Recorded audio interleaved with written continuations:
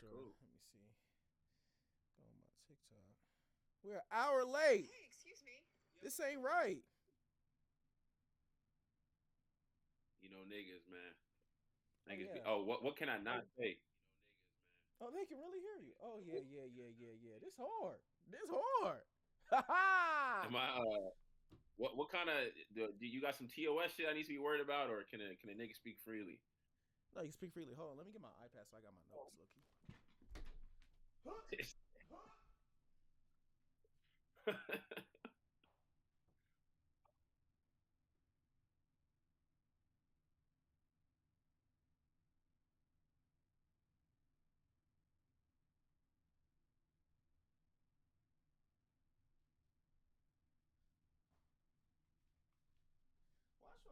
Watch when I get the sound set up properly.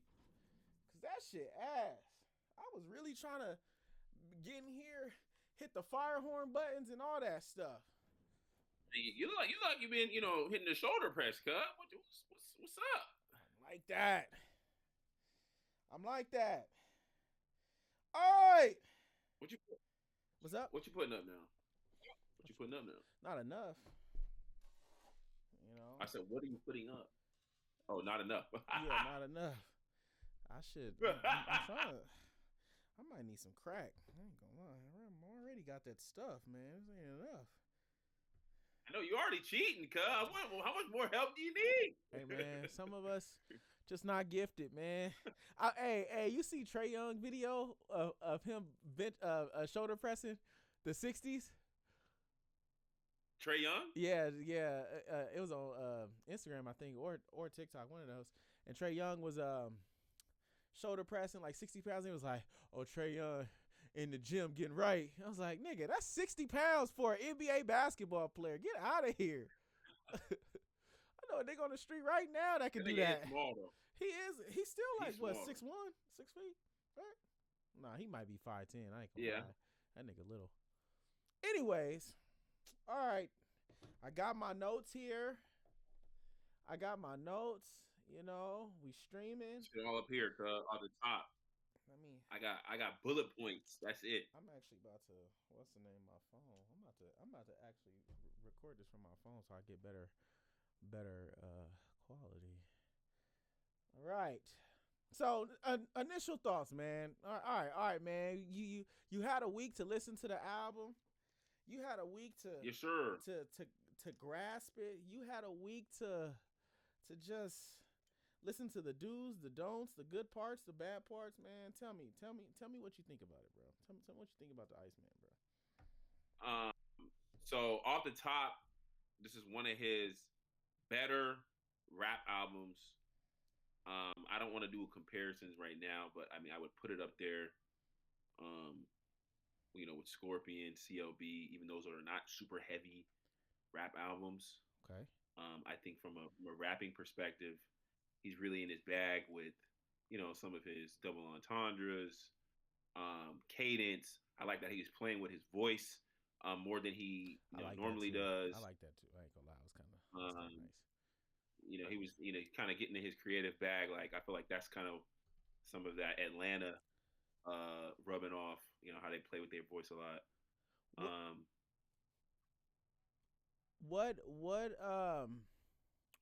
What do you think is the best song on the album? Best. Okay, so that's a loaded question for me because I feel like if I'm just going bars, yeah. what song is a nigga like barring me up? I feel like it's got to be Make Them Remember. Okay. Which is, I feel like that's like an easy one to kind of go to. Mm-hmm. He there's a lot of shots fired and Make Them Remember, and I feel like he's really trying to let niggas know, like, hey, I'm still here. Mm-hmm. I still can rap with the best of them, write with the best of them. Mm-hmm. But in terms of like turn up song, the song I want to hear when I'm outside, gotta be Janet Shut the Fuck Up. Oh my gotta God. I knew he was gonna say gotta that. Be Janet oh my God. Gotta be Janet. Oh my God. I mean, bro, the hook is the best hook in the album. It still got some lethal bars in there, throwing shots at Jay-Z, throwing shots. He was ripping other Jay-Z. niggas. So I feel like turn up song, Janet shut the fuck That's up. crazy. That's crazy. All right. So where are you at with it, man? Man, so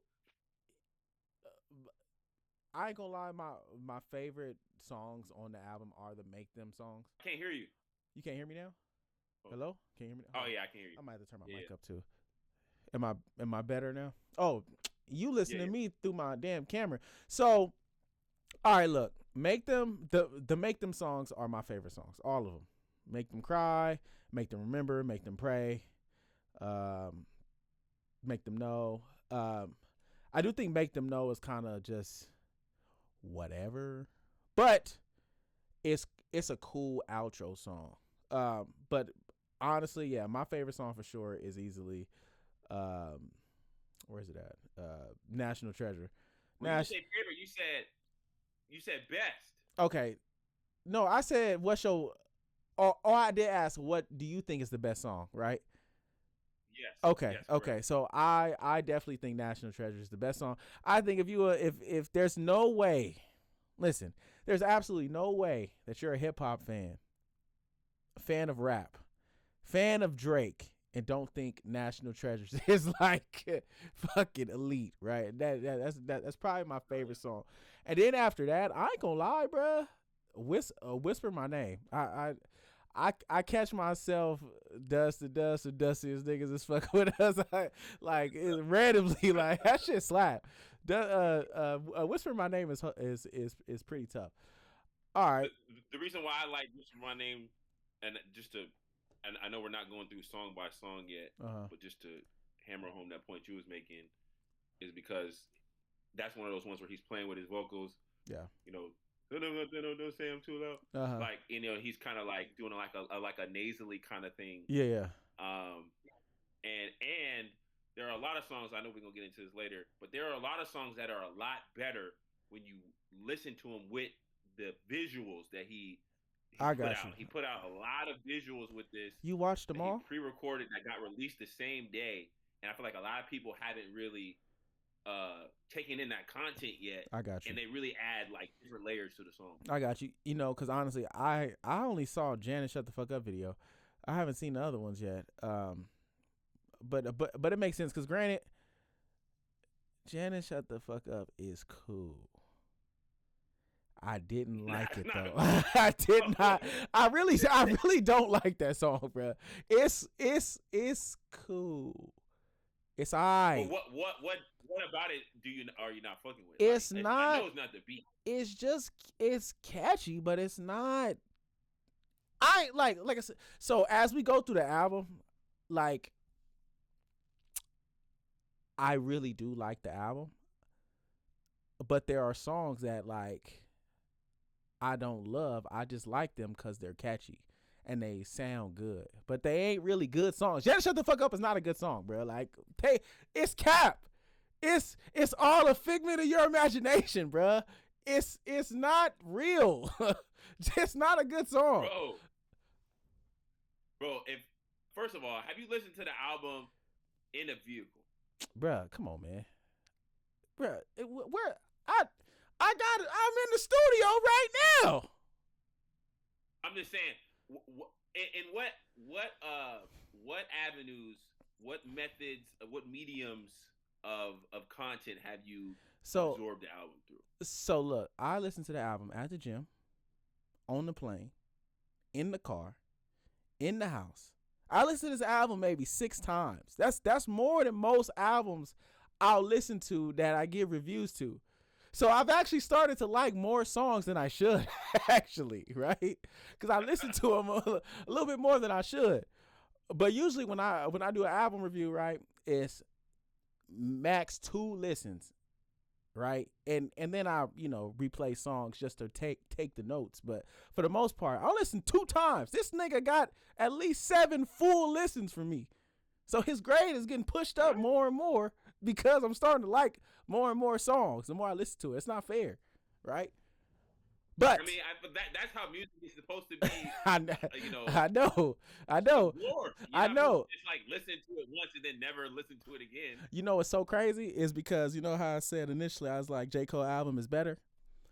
I went back.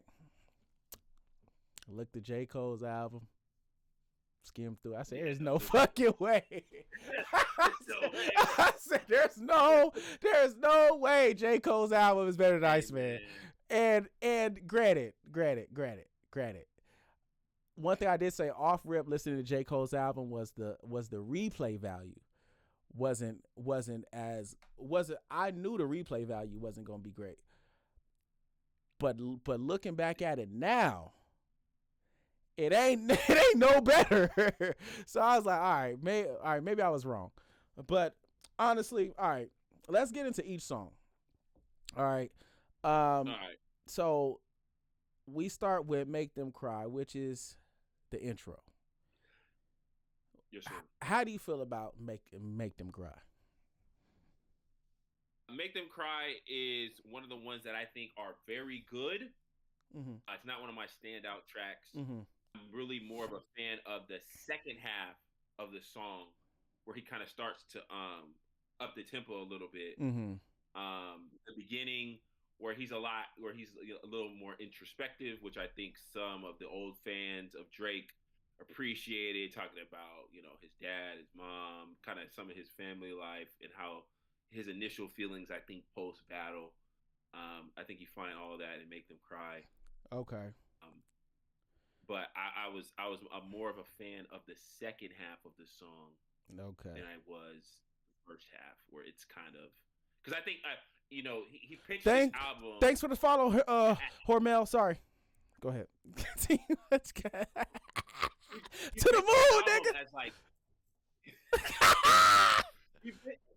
he pitched the album as like, the rollout at least suggested that this was him being like on his cold streak, not being the nice guy anymore. Yeah. And he's already kind of alluded to that in other albums like CLB. Yeah. Where he's like, okay, I'm dropping the nice guy. I've known it to certified lover boy. Everybody comes to me. I hand out features. I give niggas stimuluses. Yeah. But now I'm done with that. Yeah. And I just thought the intro to an album like that should have been a little more just kind of like hit you right off the jump. Yeah. And it seems like he kind of chose to ease into it. Yeah. Which low-key I'm not mad about, because I think one thing that there is no confusion. There is no argument. Drake might be the best rapper of the last 20 years, to be honest. Like, just bar for bar for bar for bar. You know what I mean? Because I feel like on Make Them Cry, he really showed that there's levels to it, right? And like you said, he eased into it, which I'm not mad, because Drake low-key is always really good at making intro songs. Like, I think when like when you go back to each album, and it's crazy because you saw Complex put the albums, his best albums, right? And granted, I thought this is probably his best project since like Scorpion. Yeah, probably Scorpion. From a rap perspective, I would say. Yeah, I would tend to agree with that. Yeah. So when he came with this intro, I was like, it's another fire intro. And he rapping. Like you said, I did think he was gonna come a lot harder, but I'm glad that he didn't, because the album was pretty long, and he kept alluding to really the same issues, right? So I'm glad he didn't leave it all out and Make Them Cry. I did want him to be a lot more vulnerable though, because I thought he was gonna be more vulnerable, because Make Them Cry is where he mentions his dad having cancer, right? I think that's the song he mentions that. And I think this is where he's talking about like digging deeper, like yeah. Well, he mentioned a lot of songs, but like this was like the first instance where he's like they want you to dig deep, and he's like that I'm kind of really do that which I wish he kind of would have, but we'll get there. But Make Them Cry is cool. Like that's the song that I kept for sure. Make Them Cry. All right, let's go to Dust. I think Dust is hard as fuck, bro. so let me know what you think about Dust, because I think Dust is hard as fuck. So I was re-listening because I just for the chat, I just got back from San Francisco, literally like 2 hours ago. Yeah. Went up there for my boy's graduation. Listening to the album on the way back home, and what's up, Leo? To Dust, I think Dust should have been the intro. Low key. I think we should rearrange Dust with Make Them Cry, and I think the album feels totally different because Dust has that slow intro where he's doing the whole monologue thing, talking about, you know, idiot boys. You know what I'm saying? He has that slow harmonizing choir in the background. And then he just gets into the bars. Yeah. And I really appreciated that with Dust. Yeah. That's why I think that should have been the intro.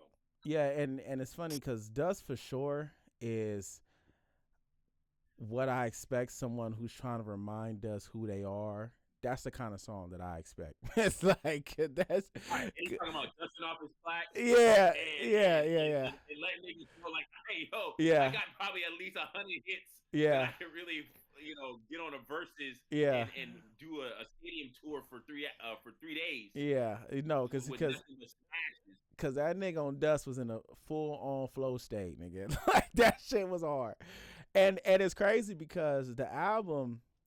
Like I said, now I've listened to it like a few times. The first nigga, besides Janice, we'll get into it. the first three songs, right? I was expecting the whole album to sound like that. I ain't gonna lie. I was expecting the whole album to sound like that. But we'll get there. But Dust itself. You talking about the first 3 lines on the like his intro monologue or no, the first 3 songs. Just the first 3 songs. Shut up, Leo. The first 3 songs. We gonna get there. Watch when we get them HD cameras and we got our own full setup, nigga. All that hating, we ain't gonna allow niggas to be in here hating, bitch ass nigga. Come get this, nigga. Come get some of this, nigga. You see the shoulders, nigga. I can't even see what Leo doing because I'm not. I know. Yeah, he just joined the chat. Welcome to the chat, Leo. All right, so let's move on. Dust is so we got Make Them Cry. We got Dust. That's 2 for 2 for me. Let's go to Whisper My Name. Starting off pretty solid. Whisper My Name. Go ahead. Go ahead. So Whisper My Name is one of my. That's one of my it's one of my very good tracks. Like I alluded to when we first started, I like that he's playing with the vocals.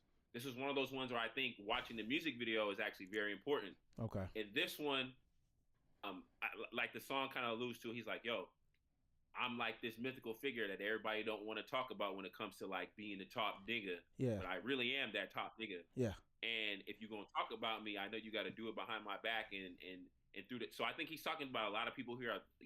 He's not talking about just like the battle post stuff. He's talking about industry niggas who he thought fucked with him and really don't fuck with him. The people who didn't say nothing, the people who said something. And in the video, he goes to like it's like a procession. He goes to a graveyard.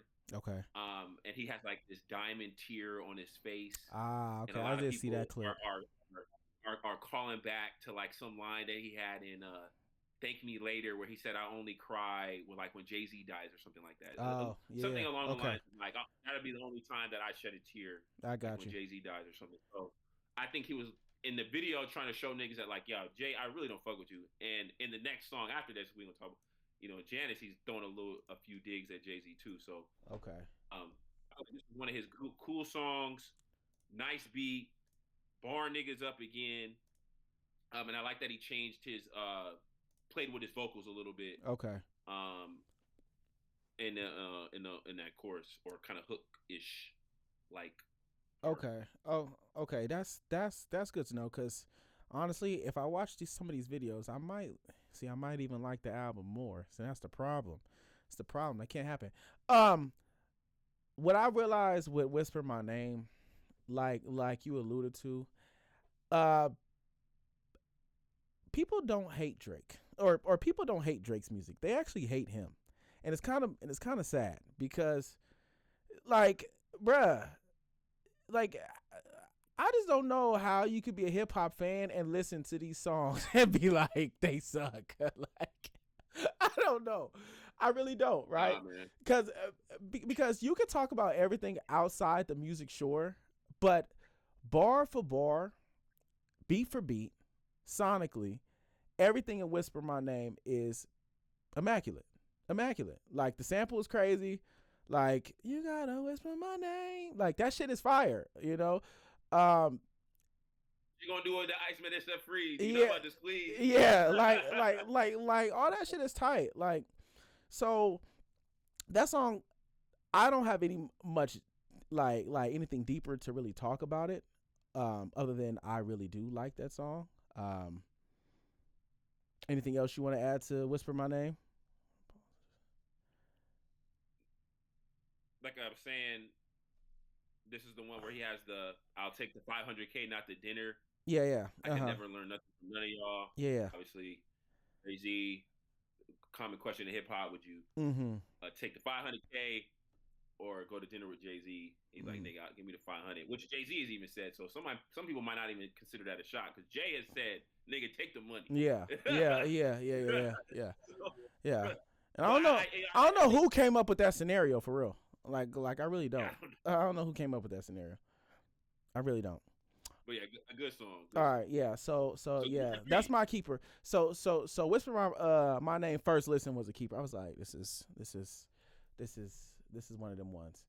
All right, then we got Janice Shut the Fuck Up, which is funny because like I said, first listen, I was like, it's cool. Now what happened really was this. The internet started digging, right?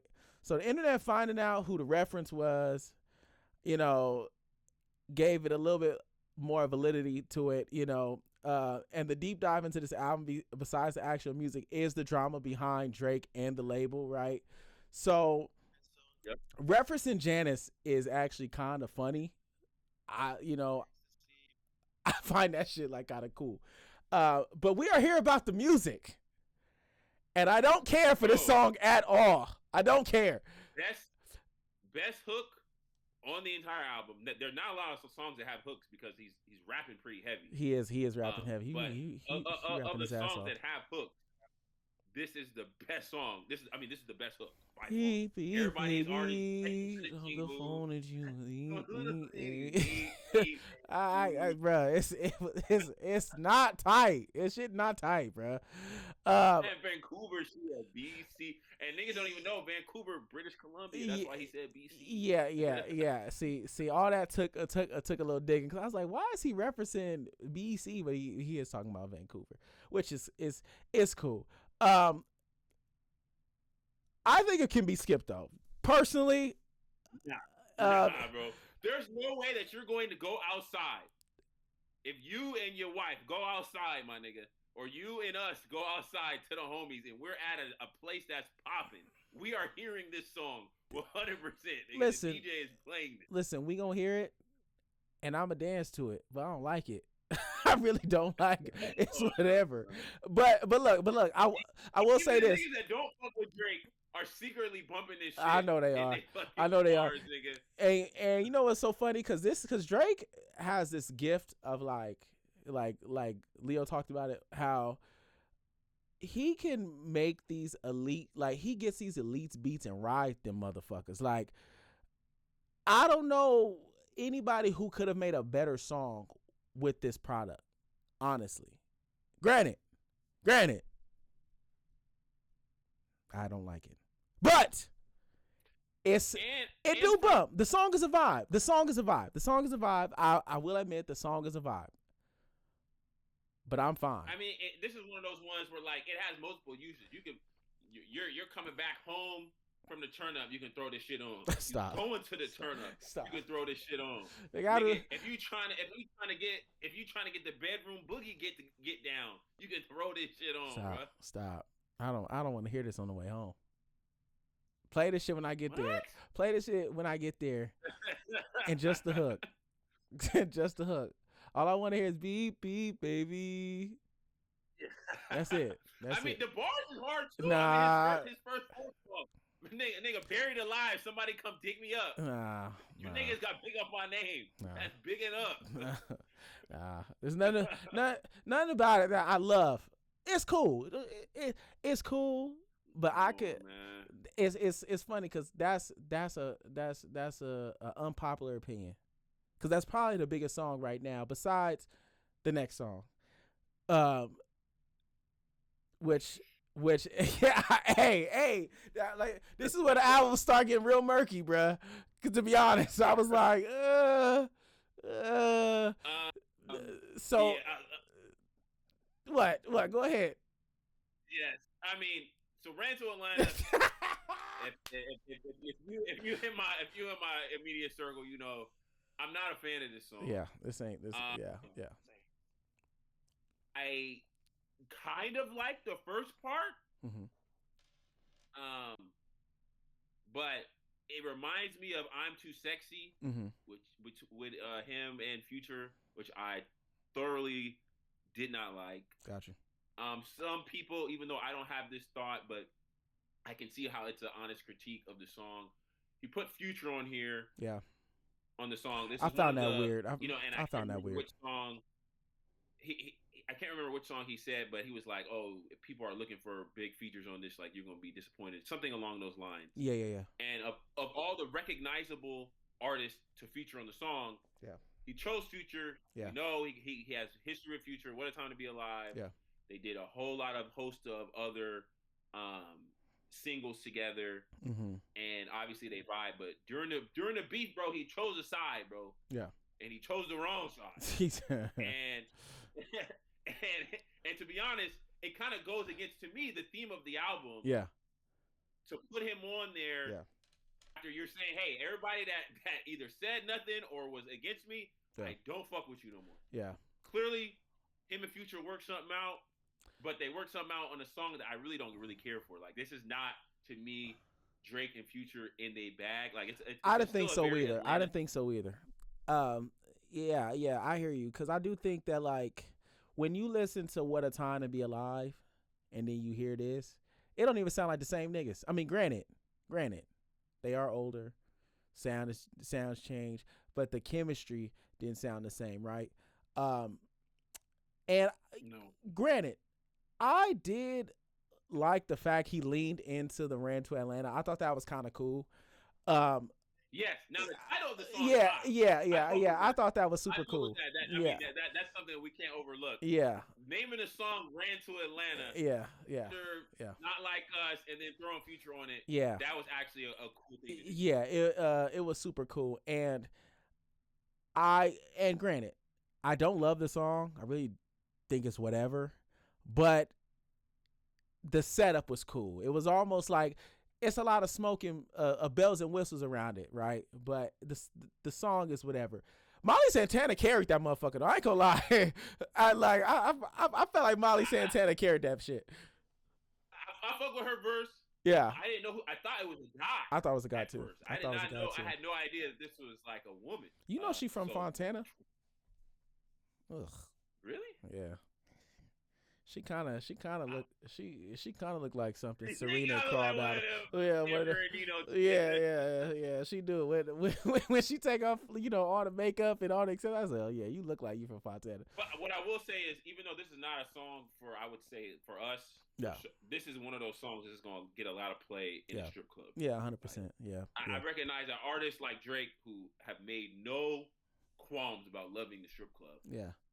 He's made a hell of songs and verses about. Yeah. This is one of those songs that's gonna be going up in the strip club. Yeah, for sure. Yeah. I don't. Yeah, I don't love the song. It's not a place that I frequent. Yeah, and I don't love the song. I don't hate the song. It's cool.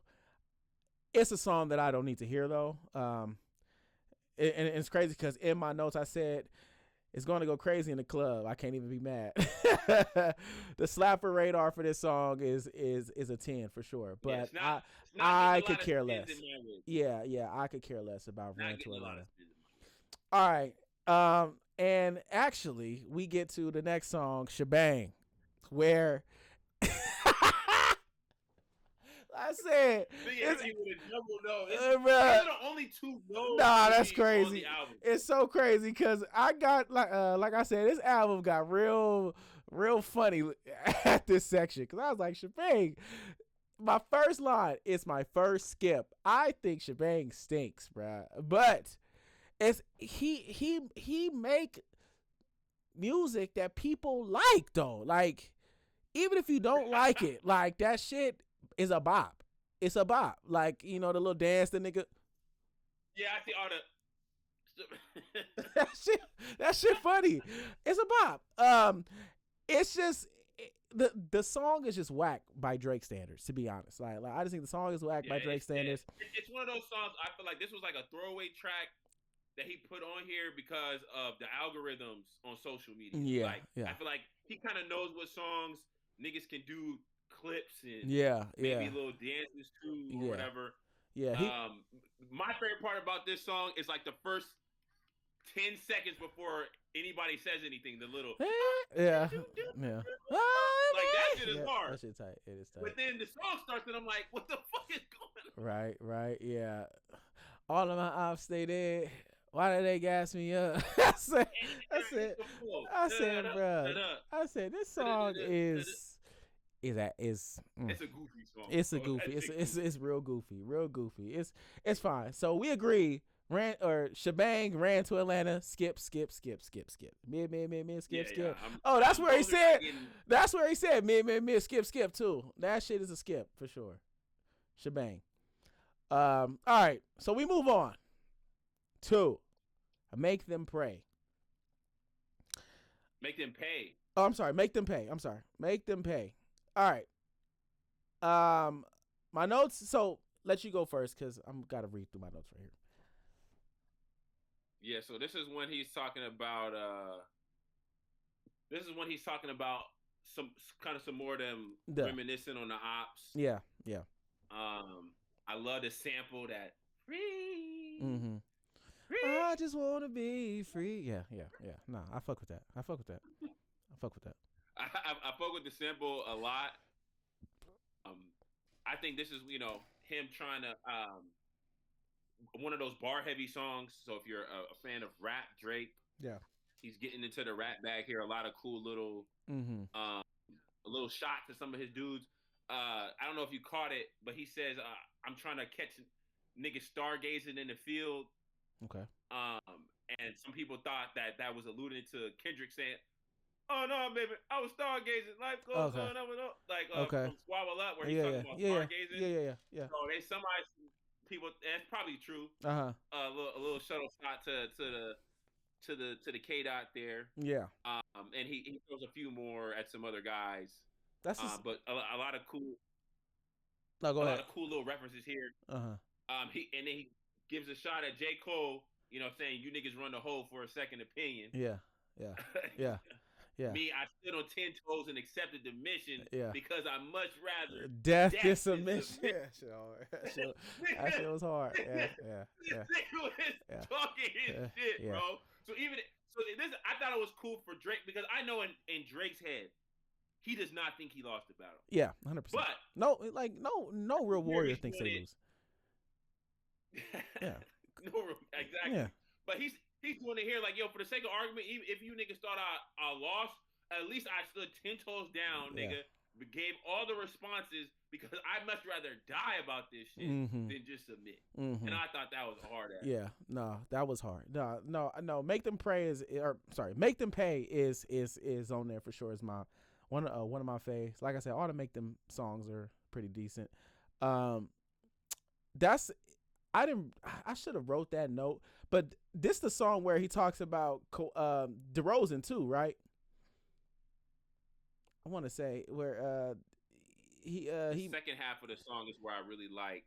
I didn't make that note, but I did make the note about him calling out DJ Khaled, which I think is one of the biggest shots on the album, because I feel like DJ Khaled really went him and Rick Ross. I ain't gonna lie, DJ Khaled and Rick Ross, I think. Not granted, everybody's a grown man, whatever. You don't got you sides if you want to, but Rick Ross to choose such a side and stand on it like that, and then DJ Khaled being so silent at the time, I thought was very weird.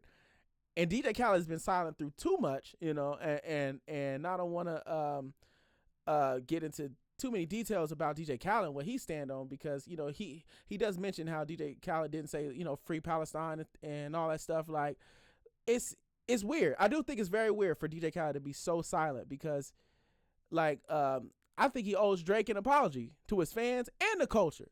Cause that nigga's a culture vulture for real talk. Like, if you want to be 100, Drake done did so much for DJ Khaled. For that nigga to just be there silent. It's funny because I was wondering why. I was like, yo, why is he so mad at Khaled?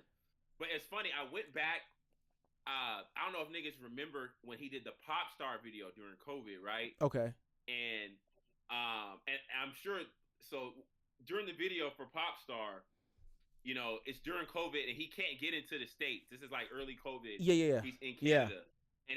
And so in the video for Popstar, he's on the phone with Khaled and he's like, man, Khaled really wants me to do this video. Oh, like, he shoots it in. I've already done so many songs for you, Khaled. You want me to shoot the video too? Like, Yeah, damn, yeah.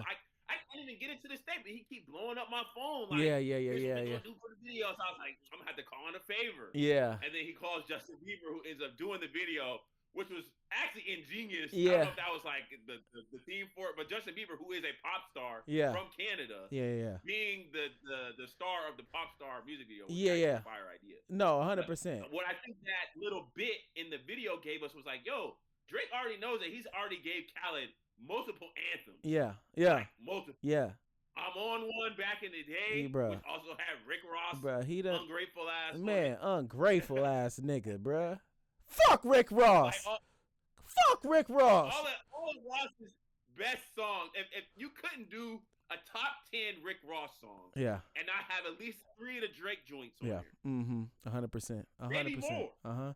Because you think of, and granted, actually the Joe Budden podcast touched on this. They went through and like they was like, maybe songs that we really really like. He does have a lot of songs with Rick Ross and Drake.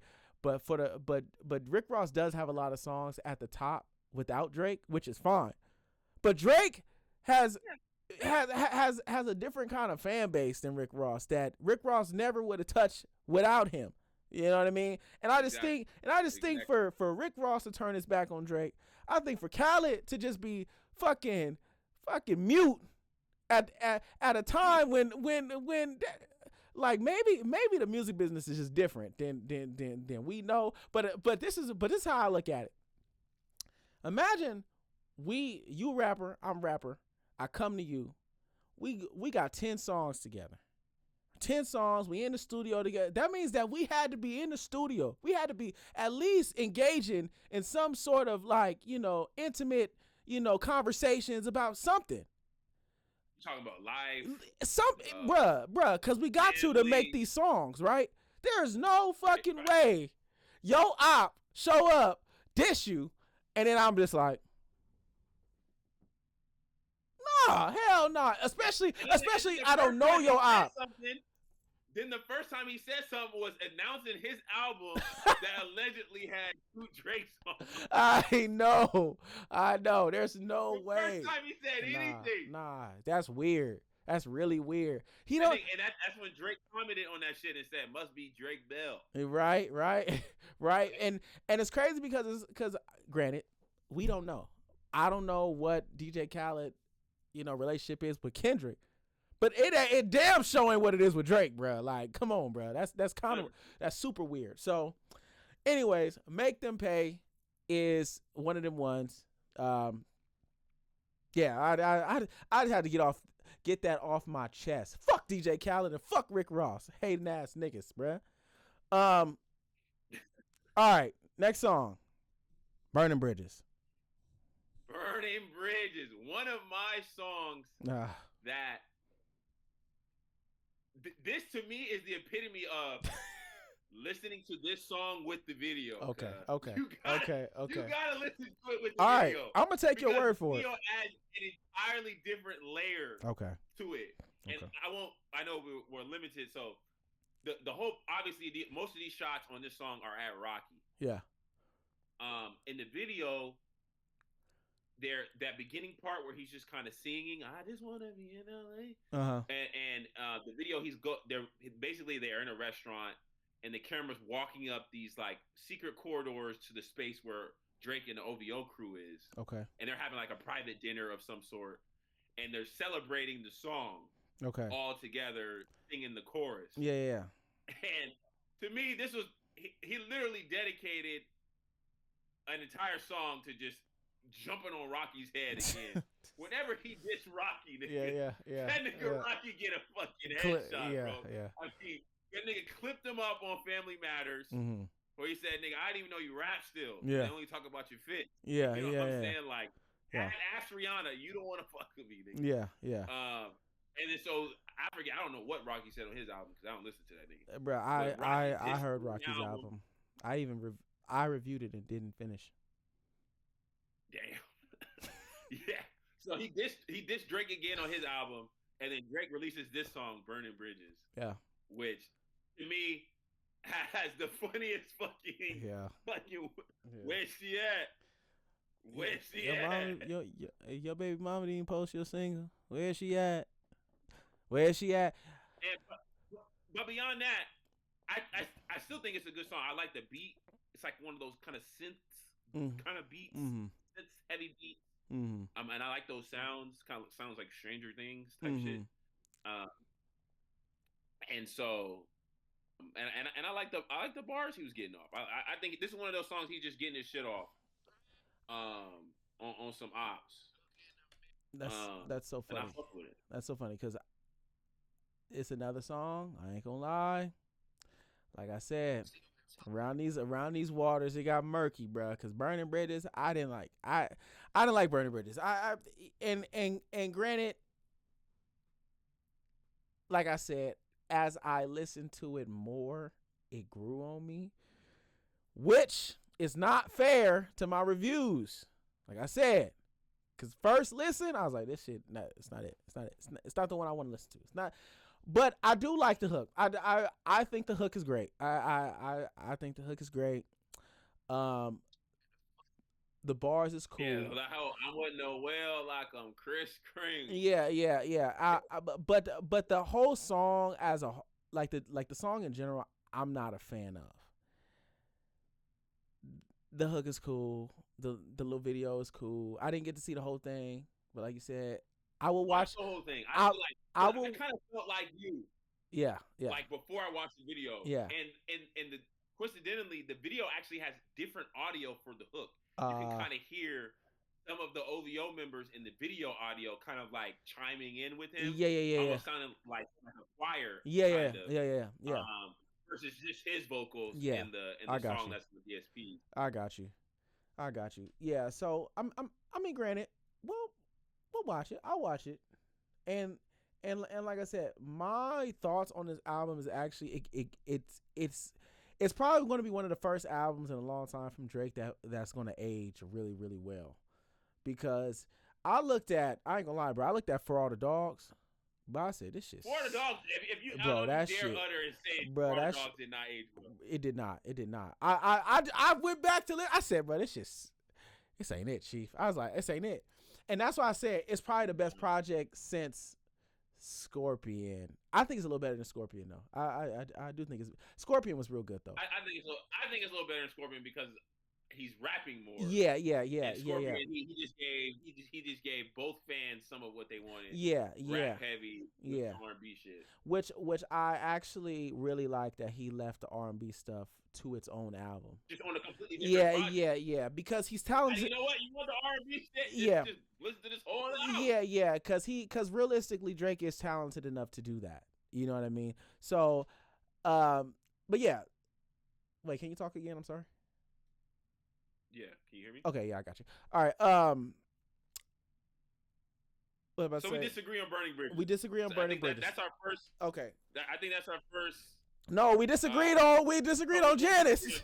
Janice, shut the. But Janice, you can't deny that Janice is included in the bops though. It's infectious. So Burning Bridges is our first true disagreement because we're disagreeing like I feel like sonically like whether or not it belongs on the album. Yeah, I mean Shebang ran to Atlanta. We do disagree on those two. Burning Bridges. Finally. We get to my favorite song, National Treasure. Now, chat for the two people in here so it's been 61 people that came and left in here so far. Oh shit! Shout out to those 61. Right now nobody's in here, but we did get a gift. Nice. A rose. Hey, thanks for the rose, Lynn. Thanks for the rose. Thanks for the rose. Yum yum yum. Hum, hum, hum. Thanks for the rose. All right, so we get to my favorite song, National Treasures, y'all. Um, I say in every one of my album reviews, there is an album, or one of my every album review, there is a song that's a 10 out of 10, unequivocally. National Treasure is a 10 out of 10 song on this album.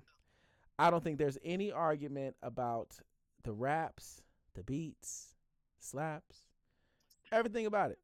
I don't think there's 30 rappers that rap better than me in the entire world, right? I don't I don't think so. I don't think so. There's not 30 people. There's not 30 rappers in the world that I think can rap better than me. But this nigga, Drake, is above me by fucking galaxies, nigga. I cannot rap like that, okay? You understand me? Like, I cannot rap like this nigga. And National Treasures shows that there's so in J. Cole's album, we talk about how J. Cole can really rap as well. J. Cole is super good. Like it's actually scary.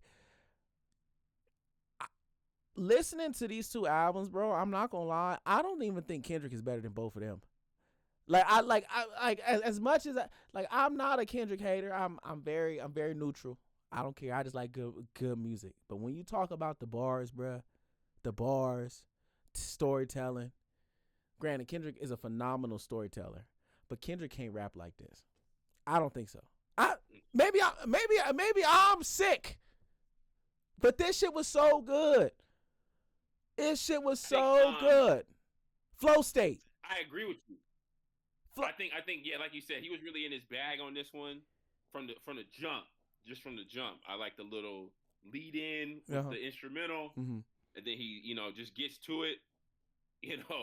R.B. Kobe with y'all niggas brokey. That's probably why y'all be shacking together, right? I mean, no, the bar where he talks about the two niggas that come in a pair.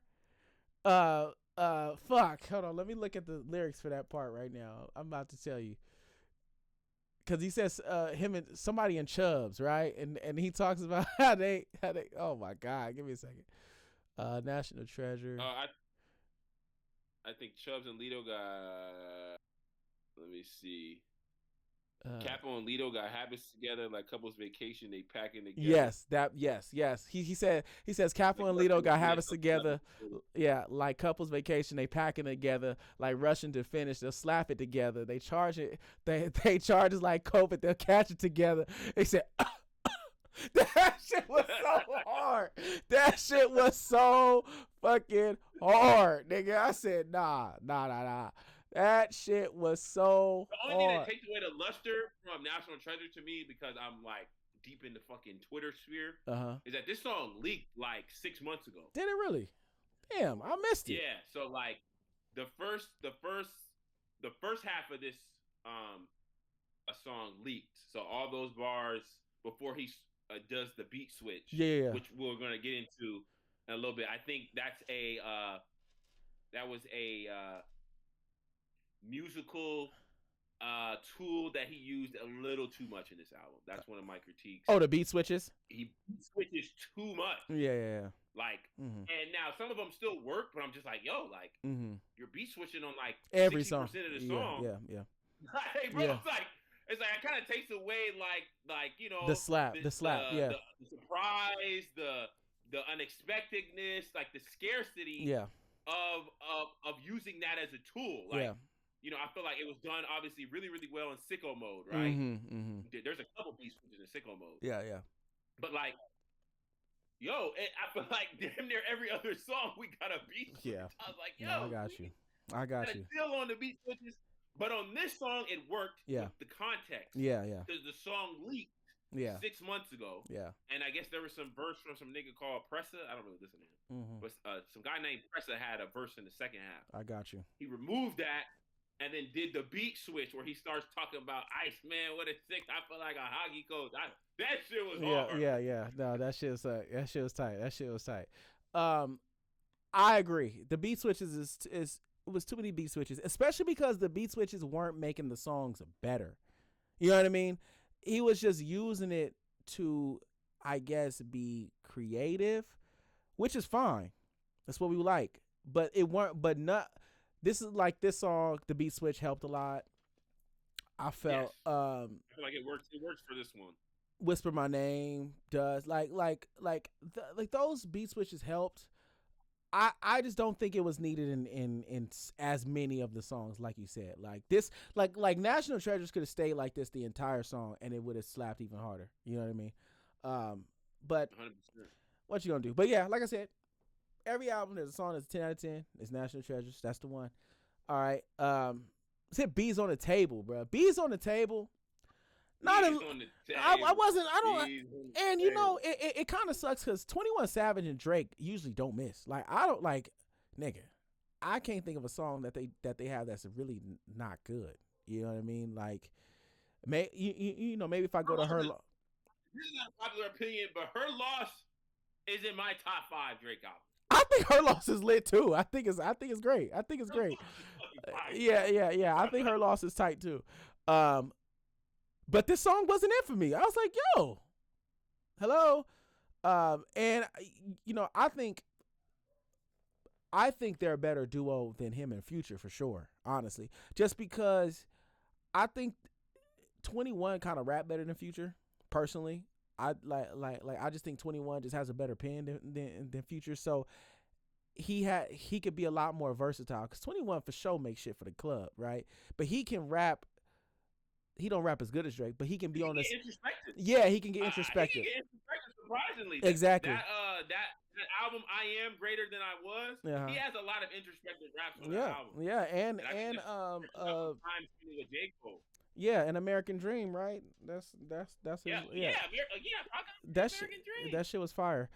So Bees on the Table, I'm really surprised that it didn't hit, especially because like this is 21 was one of the niggas that was still riding for Drake. He didn't switch sides. That's why I fuck with 21. He didn't switch sides at all, right?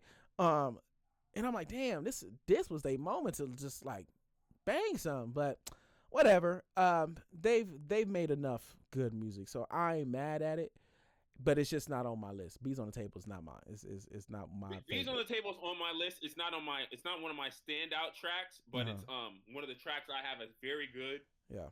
I like how he's, like you said, kind of going away from the battle in the traditional sense versus like all the rappers and stuff. Yeah. This is getting back to you know the battles with his label. Yeah. UMG. Yeah. Which he feels that they only encourage Kendrick to battle him to devalue his next upcoming contract, which he's obviously fighting in court over. Yeah. I don't know if it's still going on or not, but so I think to address it on the album with this song, like, hey, like, yo, we're not talking about M's no more. Yeah, we talking about B. Yeah. So like, what y'all got? Yeah. You know what I'm saying? Yeah. No, I see that. How do you really believe? Granted, the Twitter sphere, the internet, they making a lot of good points. Do you truly believe that this label is sabotaging this nigga, bro? Cause I get it. Look, just think about it from a business perspective. Yeah, I got you. History. I got you. Remove, who Drake is as an artist. Yeah. If like let's put it in like an NBA analogy, right? Mm-hmm. Nigga, you're the Miami Heat, and you got LeBron at the height of his powers, and he in a contract year, balling. So negotiations in the summertime, sometimes players don't even want the negotiations. I need to have my extension before the season ends. Yeah. But now, if the Miami Heat could, who was one of, like, let's say Lance Stevenson. I think that was like one of his like one of the dudes who, like, I wouldn't say is a rival, but like one of the niggas who was like one of his annoying. His he had the whole that's ear thing. Yeah. Yeah, like it was like a little off for a little bit. Mm-hmm. If the Miami Heat could pay Lance Stevenson, hey yo, the next matchup, Braun going to the scores table, maybe Patrick Beverly his knee like Westbrook. Yeah. You know what I'm saying? But why would they do that to their best asset? Why would they devalue their best asset? Nigga, his last record was basically 400-500 M's. Yeah. And that was, I think he released his last. He got his last deal. I want to say pre-Scorpion. Okay. I'm not sure, but let's just say basically everything after Scorpion is like what was going into this contract year. Okay. Nigga, that's Scorpion. That's CLB. Okay. That's her loss. Yeah. Nigga, that's fucking For All the Dogs. Yeah. Nigga, that's and whoever, how many other fucking countless features that he probably gave out to niggas. Okay.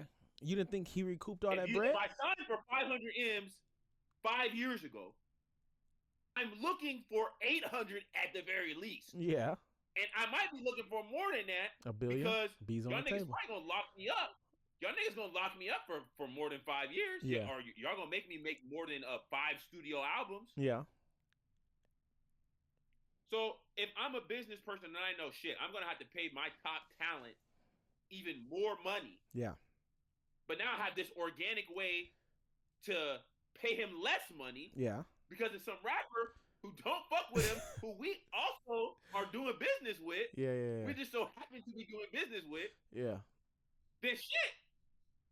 Hey, well shit. And they can spin it like, yo, well, we only encouraging him to do what he wanted to do anyway. Got you. So I mean, it's hard to look at it as like, oh, UMG is purposefully sabotaging. I just think an opportunity came about, and they took that it. They really couldn't pass up, and they took it. Damn, man, I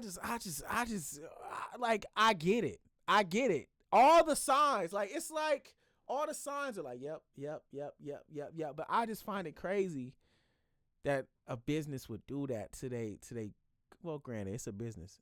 They trying to save. It's not about spending money. It's about saving money. And they trying to save as much money. Making money. Yeah. For them to pay Drake 500 M's, bro. Guess how much they made off this nigga? Probably over $1 billion. Yeah. They easily. Probably made over $1 billion on his last deal, bro. Literally. They for sure recouped all the money they gave that nigga. Literally. Yeah. Damn. Well. So I like B's on the table addressing that. Yeah. And saying, well, hey, nigga, even though I know y'all niggas did that shit to me with old boy, we can still talk, but yesterday's price is not today's price. That's funny. Yeah. All right. B's on the table. You got it in. I don't like it. Let's talk about What Did I Miss? What Did I Miss? It's so funny because What Did I Miss? I thought was, because we heard it before, right? It came out as a single, whatever. We heard it before. I was like, okay, it's a cool Drake song. What's funny is I like it even more now because of the album's context now.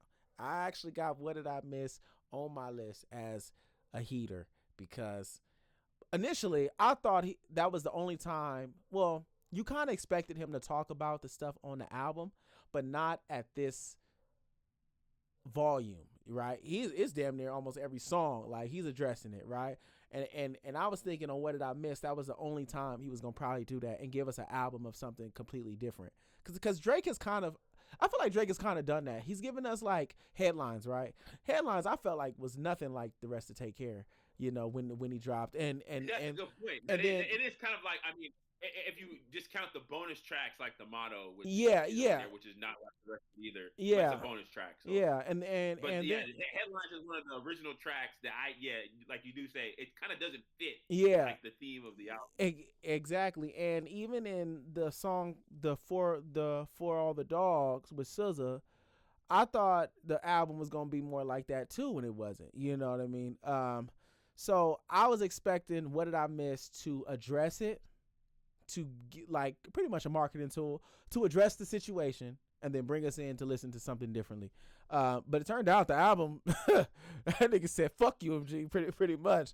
Right. And he said, fuck the haters, fuck UMG. And What Did I Miss just fit right in there. And this like one of the first times I felt like his single made made his single better. Like I feel like What Did I Miss is so much better now listening to the whole album. Yeah. So yeah, I because I listened to it so much when he first released it. Yeah. I kind of skip it now, but not because I don't think it's a good song. Yeah, just because you heard it. Because I've already listened to it. No, I got you. It was the only post battle raps we had, really. Yeah. You know what I'm saying? He released sexy songs for you. Yeah. And he's rapping on a few tracks on there, but like we didn't really get a whole lot of that. Yeah. So when What Did I Miss drop, I kind of outplayed it. You know, and that's kind of my fault. Yeah. So I skip it now going through the album, but I still think, like you said, I agree with I don't disagree with anything you said. Yeah. It fits in well. Yeah. It adds context to the rest of the album. Mm-hmm. And he got bars on there too. Yeah, that thing fits so well. And it's probably one of the most like commercial songs on the album, like radio wise. Like, granted, now like ads and stuff. Go ahead. So you when you say commercial, you mean like a song that you can see in an ad? Yeah, just like radio and all that stuff. Like that's like one of the only songs that like constantly I can hear on the radio like over and over and over again. Besides Janet Johnson. But but all right, cool. We agree. What Did I Miss is hard. All right, plot twist. That you can hear on the radio in a few minutes. What you say? Hold on, you went out. What you say? I said speaking of radio songs, in a couple songs, we're gonna get to the song you hear on the radio. Funny. All right, plot twist, bro. Now, plot twist. Oh my God, plot twist. I'm not in love with plot twist. Wow. And it took a while to understand he was spelling October. I had to ask y'all, what the fuck is he spelling? Right? This is a song that got better with time. It just got better with time. It do smack. Like, that's the one thing I will say. Plot twist is a slapper. It is twisting it, and you're looking at me, twisting the R and the thing. That shit. And the production. Yeah, that's what I'm saying. Yeah. Them fucking, that bass is heavy. Yeah. Nigga, them drums is kicking. That motherfucker is booming. I think plot twist it grew. So and songs like Plot Twist is where, like I said, I initially compared, because the big three. I'm only comparing Drake to Kendrick, Kanye, and J. Cole. That's it. So J. Cole's most, and I don't even, Drake or Kanye, I don't even, whatever Kanye drop, I don't listen to anymore. As much as I love him, it's just I ain't listening to none of them. Yeah. That Bully, I was whatever. But okay, so we're comparing Drake to J. Cole's album, stuff like that. And Plot Twist is one of those songs that I said that I look back at J. Cole's album, I'm like, damn, he don't got a plot twist. You know what I mean? Like, he just don't, because Plot Twist I didn't like, but after listening to it 2 or 3 times, it's definitely not a skip no more. I had it as a skip the first time. 3-4 time listen, nah, that shit slap. That shit is a heater. It's I can't even be mad. I can't even be mad. Like twisting the R, twisting it. That shit slap. that shit slap. I can't be mad. I think this is one of those things where he's like, now this is the part of the album where it's like, yo, before I was talking about all the Oppie guys, doing my shots. This is me to really just rep my gang shit. Yeah. Which kind of goes into the skit at the end with Ben the Don and Yana. That's Ben the Don. I don't know, it's mine. It was like, oh, you're in his friend group. He was like, no, it's our gang. That's funny. That's funny. I know that was. And so I think this is where he's like, yo, even though niggas was coming after me, I still got the October gang. Yeah. We still gonna follow anything that's coming at us, so niggas can twist that shit at us. Yeah. We gonna twist that shit back. Yeah. And if niggas got a problem, then we can get active. No, I got you. Now some niggas don't like Drake when he quote unquote act tough, but I do. Yeah. I like when he act tough too. My favorite kind of Drake is cocky Drake, nigga. Because you know what's for people pretending like number one, he talks about it in his raps. Like, yo, I forget what song where he said, I've never done one crime, but none of my partners can caption that line. Yeah, yeah, yeah, Like, yeah, yeah, yeah, like yeah. Like, bro, we can't pretend like this nigga don't got niggas who will really ride Yeah. and take the charge if he said go. 100%, 100%. You know, So and I think this is just getting at that, trying to say that like, yo, I know you West Coast niggas and or maybe all you niggas from Atlanta, yeah, which are known for being more like kind of gang heavy kind of cultures. The nigga from Canada got them Somalians and Arab niggas ready to go. So dude, we got them Jewish niggas too. Hey, we love Jews in this chat. We love Jewish. Yes. Hey, we love y'all. You know, we ride for y'all. All right, don't send them birds this way. We love Jewish people. Okay. I love Jewish people. Right. Thank you. All right. But yeah, so yeah, I get it. And honestly, tough Drake, not tough Drake, I could care less. I really could care less. I tell you this much, I believe Drake, tough Drake more than I believe a lot of other niggas. I tell you that much. You know what I mean? It is what it is. 100%. So I think he's being honest with it. Yo. Yeah, it's like, yeah. Yo, I'm not gonna be the one sliding. Yeah, but yeah. Some of my niggas might. Yeah, exactly. I could care less. He could be tough all he wants to, as long as he keep making good music. All right. Too hard for the radio. Too hard for the fucking radio. All right. This is gonna be a popular take, because going off of your thing where I said, yo, he's beat switching where he doesn't make the song better. Even though I do like the little West Coast little, what's the name? Yeah. This song could have been hard with just the first beat. Yeah. This song could have been super hard with the first beat. I actually really like the beat change in this song. Personally, I think the beat switch was. Would I say it was necessary? No, but it made the song better, in my opinion. Right. And I never heard the original song from Mac Dre, which I meant to go listen to it after. I never got around to it. But where he's kind of paying homage in the beginning. Yeah. That shit's cool. And he did that with the model, because I think the model was a sample, was a Mac Dre sample too. I mean, he's done that a lot in his career where he's like said a line that somebody else has said, and it's like, yo, I'm not making it like, I'm not biting the line. I'm literally just like paying homage to the line, because in this song, I'm kind of using that stylistic. Yeah, and people that really don't know music, like it's silly. You can tell the people who don't know music will say, "Oh my God, he just stole the line from Mac Dre." Yeah, it's we like didn't notice. Nigga, he did it on purpose. Yeah, literally, like it's stupid, right? But that's the masses for you, brain dead, right? Helmet activity. But Too Hard for the fucking radio is replay value for a lot of people. I think it's great. And replay value is through the roof. Yeah, that shit slap. Yeah. And I think Drake really don't miss on West Coast beats either. It's crazy because, like, think about if Drake and Mustard got in the studio, gave us like 10-song EP, bro. Oh my. Nigga, why you always hating? That song with Kamaya. Yep. Like, who do you love? He had the motto. He had the song with that guy Draco. He had the song with Draco. You probably. I don't know what we had is love, but it's on my. That nigga do not miss on West Coast beats. Slapper.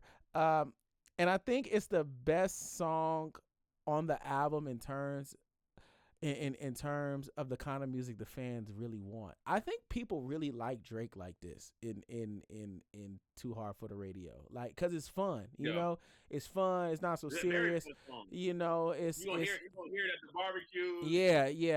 It's very dance. It's positive. It's like, I fuck with Too Hard for the Radio. That's my opinion. It's for sure a keeper.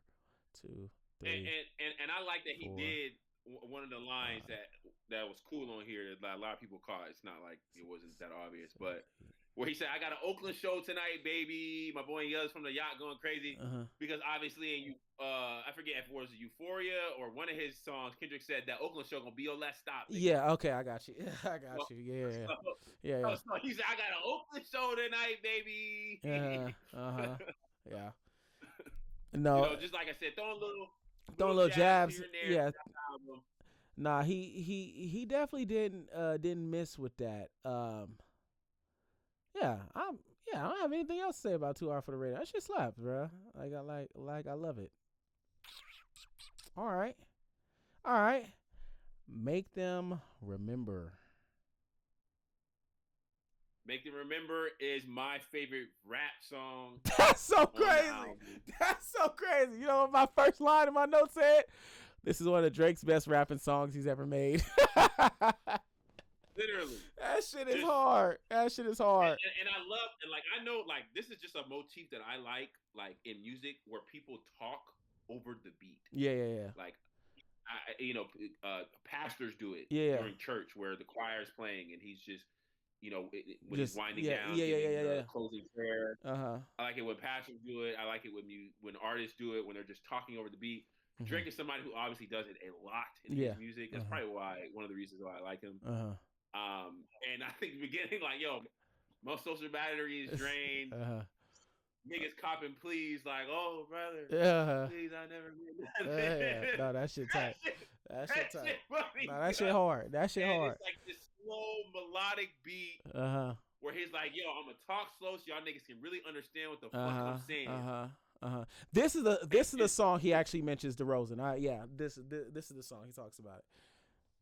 And then he just starts to just go in on it. I mean, the song's like 5 minutes long. So I mean, there's a lot of lines in here. Let me just scroll through quickly to find some of my favorite ones. He when he talks about LeBron in here. He talks about DeRozan. He mentions Kawhi. A cool little throwout line.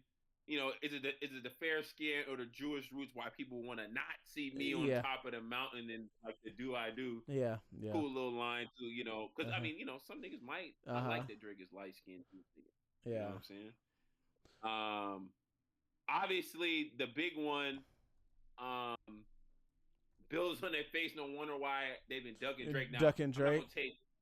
I'm not going to take a lot of credit for this one because I've watched a few breakdowns on like how deep this bar goes. Nigga, do you know that a male duck is called a Drake? I did not. I didn't know that. I saw this video though. I seen this. But I didn't know that. And I was like, nah, that's not true.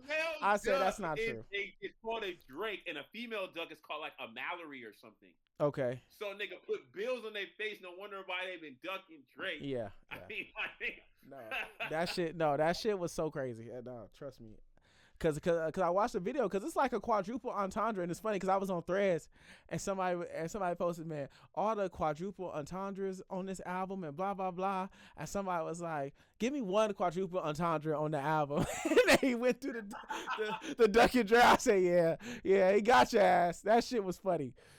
Oh my God, no, that shit was super good. Stop asking what's going on with 23andMe. I'm a real nigga and he's not. It's in my DNA. Yeah. I mean, that nigga said you made your whole career off of. I knew you while you was in that arena because you made your whole career off of switching teams. Yeah, that shit was hard. He even the line he mentions about being in Lucian's house. He says, I'm the golden goose shaking things up at Lucian's house. I'm in the battlefield really putting boots to the ground, a boost to see for yourselves and the lies that you tell. Because he's talking about Kendrick right there saying he need a booster seat because he's telling those lies about him being a pedophile. Like that shit was hard. Like all that shit was hard. Yeah.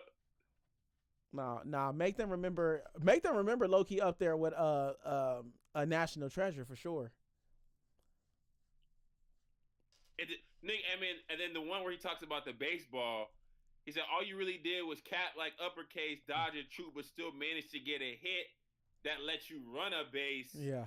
Niggas sought you out at first. you need him, so you out at home now, just like a double play. Nigga, like, bro. That shit was hard. Like we got the same. We said the same thing. First line, he said, "Nigga, this the hardest rapping I heard from this nigga in a decade." And I'm sad that this one leaked early too. So this was the song. I don't know if you knew. The niggas was saying it was called 1 a.m. 1 p.m. in Albany. In Albany. Yes. So this one leaked probably like 2 or 3 days before the album. I listened to it. So that kind of took away a little bit of the luster, but he was still barring niggas up. Yeah, because and I love the shot to Joe Budden at the end. I like that. I personally like that he acknowledged Joe Budden at the end. Wait, what did he say? So the Joe Budden bars are, who knows which one of his bubble shake teens that ushered through the double gate, gave her the time of her life and gave it back to you. You know what I'm saying? Yeah. Okay. Nights at Lover's Lake. And, he basically said even if Joe Budden died, nobody would care. That's fucked up. No, I love Joe, but I like their back and forth. I do too. Did you watch that clip where that nigga was like, "That's my guy. He take care of me." that shit had me in tears, bro. No, he really know how to milk the moment. He was like, "That's my guy." Like, come on, that's about me, man. He knows that if he really wanted to hurt me, he wouldn't talk about me at all. Exactly. He keep mentioning me on the album because he want to look out for me. Yeah, that's my man. That shit was funny. Nah. They back and forth is funny. I like so. Granted, this is off topic, but I did like the Joe Budden podcast because I feel like it's the first time in a long time they talked about the music, and was deep diving because Joe Budden is really like that. Like he's a real rapper, right? So it's cool to watch them actually talk rap. You know what I mean, and not be weird and like with all the drama they got. You know. No, I think Joe used the beef as an opportunity to kick that nigga back in because he fucked all his bitches. Yeah. So I mean, hey, I get it, but I thought it was cool that they used. I mean, some people say it might be for business to get the clicks. Positively reviewing the album gives them more clicks. But I agree with Joe's point. He's like, yo, actually, I make more money when I'm the sole hater. Yeah. Or one of the few haters. No, I got There's that. so many people that love Drake. Yeah. Actually make more money hating on that nigga than I do agreeing with you. Exactly. So I thought that was a fair little rebuttal to that. Yeah. And I thought one of the Iceman review from the JBP was one of the few times within the last few years that I've seen them just be objective about Drake's music. Yeah, 100%. 100%. All right, let's get on to the next one. I already know we don't. Birdie. I already know we gon'. I already know. Go ahead. Tell me what you need to tell me, bro. I love Lil Birdie. Tell me what you need to tell me, brother. Tell me what you need to tell me. I love Lil Birdie. He's getting into the Florida bag. I feel like Kodak would have been great on this song. I feel like this is another one of those times where I feel like he's playing with the vocals a little bit, modulating his voice. Yeah. And I like the way that, I mean, obviously this is how a lot of Florida rappers sound. But he's doing that on purpose. Yeah. What's up, Alex? Welcome to the chat. Sorry. Go ahead. Oh, what's good, Alex? I can't see who in the chat, so that's why I would say what's up too, but I can't see. But anyway, yeah, I like him getting in his Florida bag here. Cool little hook. Mm-hmm. No standout bars, really. But I like how you talk about all these pussy niggas acting like they Mr. Murder. All these pussy niggas tripping like they clipped a hurdle. I like when Drake call niggas pussies, man. That's funny. Man. It's because like you say, it's funny because that's some guy act, so it don't sound like him, but it's still funny. Like that nigga calling a pussy ass nigga. It's so funny because. No, go ahead. I'll let you finish. Go ahead, finish. He got a cool little cool little lines in this one. Young Doug, welcome to the chat. All these Arab women treat me like the Prince of Persia with some CC's on that bitch is like a titty surgeon. I like these are just little fun bars that he's throwing out there. He's not trying to be. I think this is one of those songs, like you said, it's supposed to be fun. A Yeah. fun song to Uh-huh. I don't know, like, I feel like this is a cool little song that'll probably go up in the strip club. A cool little song that you could hear at the club and just hit a little two step. Uh-huh. And I like that he's playing with his voice. Pause. I will tell you, I don't like Little Birdie. And the bad thing is I don't really have much to say about Lil Birdie either. It's, don't get me wrong, it reminded me of what's that song? He had fuck. I should have wrote that down. Oh fuck. What's that song he had back in? I don't even know. Oh, I'm sorry. Damn. It had to be from. Where did it have to be from? Certified Lover Boy? No. Whatever. I can't remember it. Anyways, I don't like it. I think it is.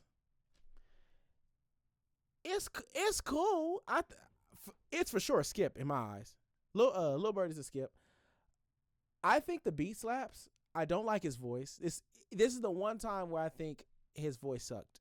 Wow. This the one time I did not like the voice change. I think we could have went out the voice change. I think he probably could have had a feature. I don't know if you saw that video of that little white boy who claiming that Drake stole the song. No. So it's a video going around where this white boy who made the beat saying Drake stole the song and took his verse off and he rapped the whole song and everything. The song might have been even better if he was on it, but personally I think it's we could have went without Lil Birdie. Like, I think Lil Birdie is one of those songs that, like, if you took that off, you took off what? Shebang, Ran to Atlanta. This album might have been his best album, to be honest. Like it's so crazy because them songs are songs I gotta listen to. You know what I mean? If I didn't have to listen to them, this might have been up there with Views. And the only how high do you have Views? I personally don't really like Views, but the grand scheme of things, people really love Views. And I personally don't know why people love Views so much, but I do think if he was to shrink this album to 13 songs, it would be right there with Nothing Was the Same, Views, Scorpion. I don't think we're getting 13 albums Drake ever. This nigga's working a lot, bro. This nigga This nigga I in wish. the studio. I wish we got a 13 album Drake. And I like that because I remember when David said something in the chat where he was like, "Yo, where's introspective Drake?" The Drake, and he's talked about this on multiple songs now. He talked about multiple songs in this album. Yeah. And multiple songs in For All the Dogs. Like, yo, the old Drake that y'all niggas want, bro, that nigga is gone. Yeah. Like on this one, he says like, yo, where's we'll get to it, but on the outro, it's like, oh, where's the Drake with the innocence? I don't think we'll be seeing him again. You know what I'm saying? Like, so he knows that niggas like want that old Drake, but it's like, yo, I'm not that guy anymore. Number one, because the industry made me this way. I tried to be the cool, nice guy that was cool with everybody. Yeah. Motherfucker stabbed me on my fucking back and try to 20v1 me. Yeah. And then secondly, like his life has changed, bro. It's like, bro. He a dad now. Yeah. Nigga dad. Nigga made damn near hundreds of more millions. Yeah. I mean, No. It's just a different version. No, I get you. Which I'm fine with. But that's why it's hard for an album like this to be one of his best. Because a lot of people saying like this is one of his best. This is one of his best albums. But you got to think, looking at the list of Drake's albums, and like you said, if you just left it up to studio albums, at 18 songs, this still might be one of his worst albums. Granted, we really like it, but his other albums are so good. You know what I mean? It's just like, nigga, this We say that to the end. Yeah, exactly. Because if you, like I said, you gonna really look back, you gonna look at all the albums and be like, damn, can I put it above this? Can I put it? No, come on, man, come on. Not at 18 songs. If it was 13. Bro, Take Care is his best album, and that had like 20 songs. Exactly, nigga went 22 for 22, nigga. What? Who does that? Okay, like, and that's the bar. He said it, not me. He set the bar. It ain't like the nigga gave us a classic album that was a 5. Nigga gave us a truly classic album that we gonna look back 50 years from now. Damn, remember when that Take Care drop? Shifted hip hop forever. You know what I mean? But anyways, Lil Birdie, we disagree. Is a So what does that bring the tally to? So we got. I should have been keeping track. I already know what I got. No, well, it shifted. It shifted a little bit. You So we disagreed on Lil Birdie. Mm-hmm. Disagreed on Plot Twist. No, Plot Twist. You have shifted my thoughts. Oh, okay. So Lil Birdie, Bees on the Table, Burning Bridges, and Janice. So that's 4 songs that we disagree with. Mm-hmm. And Shebang, right? You said Shebang? No, I don't fuck with Shebang, and you don't fuck with Shebang. Okay. Alex said, this is nowhere near Views. I don't think it's nowhere near Views either. I just said that if it was shrunk, or if we shrank the album, it would be. This is a better album to Views, but That's hey! He said it, not me. He said it. I didn't say it. I didn't say that. I didn't say this better Views. But we will continue. Alex, he said this is better than Views. He said it, not me. We'll go to Don't Worry. Don't Worry. Don't worry. You know what? I don't like. Don't Worry is one of the ones where, like, if he threw the song out, I wouldn't be mad. But I do like little parts of this song where I'm like, you know what? I thought Don't Worry. You know what Don't Worry feels like? What's up? Don't Worry feels like a bonus song that he kept on the original release.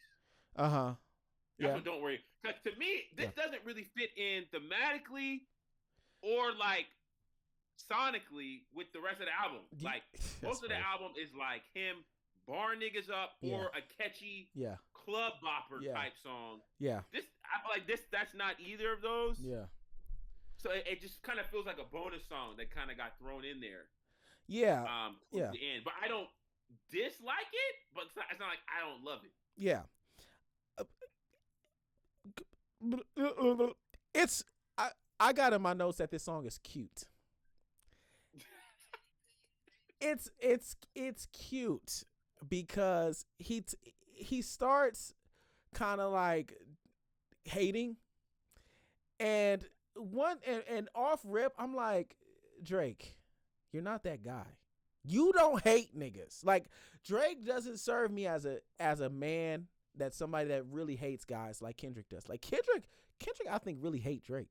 Like, I think. I mean, he told us. He said he hates the way that he walked, he hates the way that he talked, and he hates the way that he dressed. Dead ass.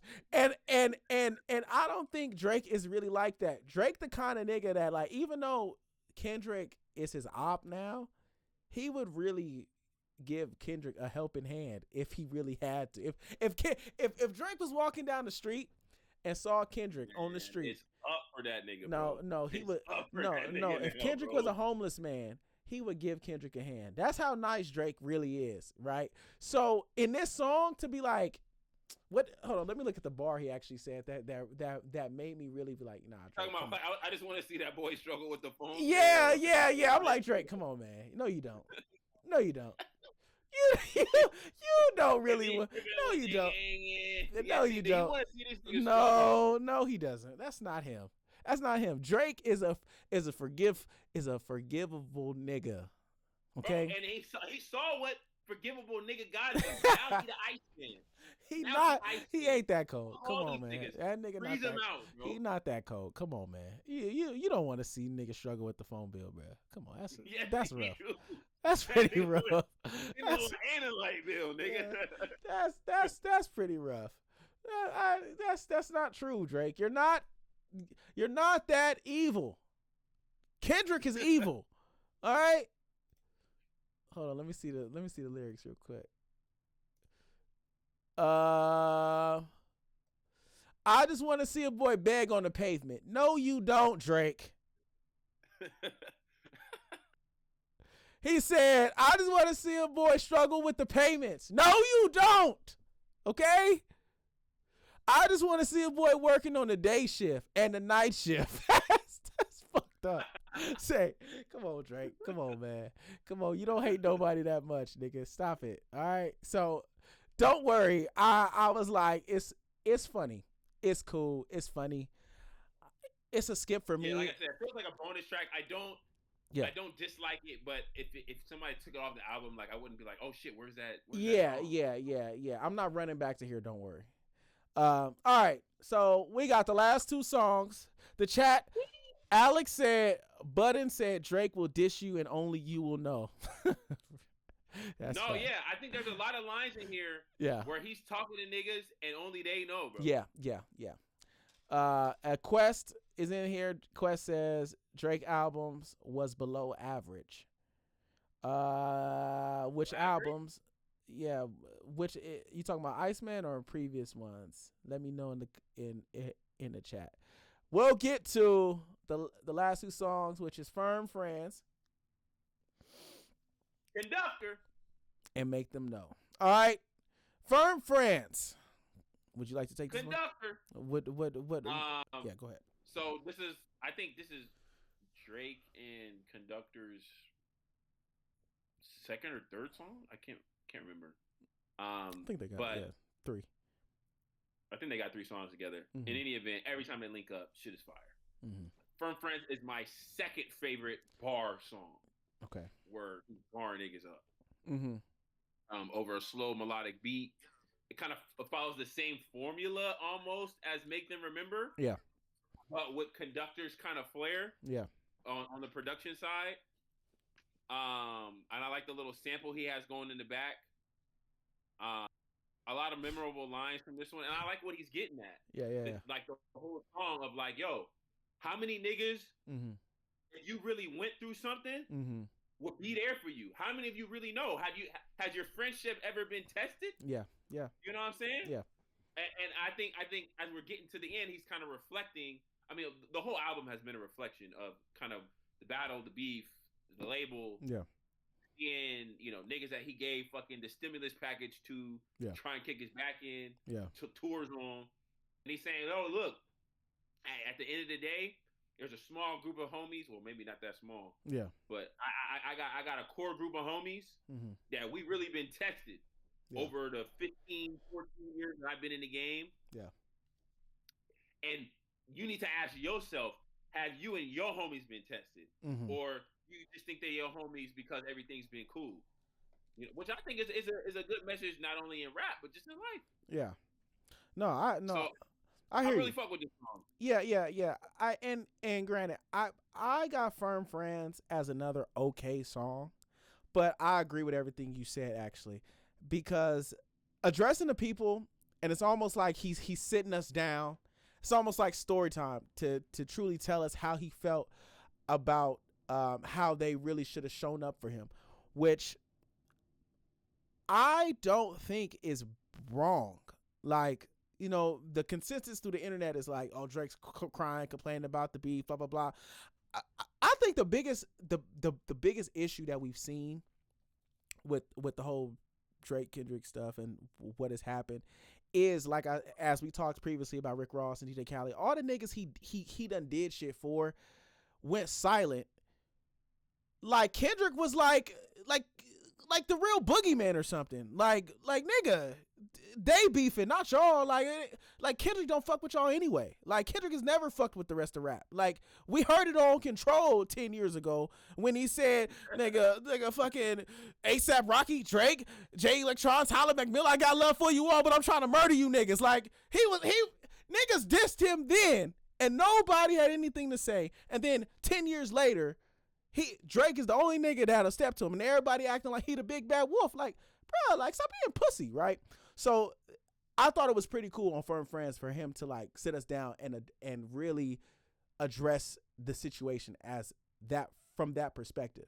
What else I said?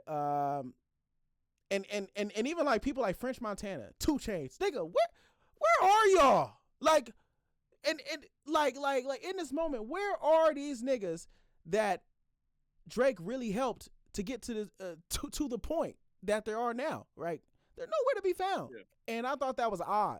So this song addressing that was pretty cool. Let's see, you're asked about it. Yeah, but yeah, that's all I really got to say about Firm Friends. I don't love the song, but again, like you said, I don't think it's as good as Make Them Remember.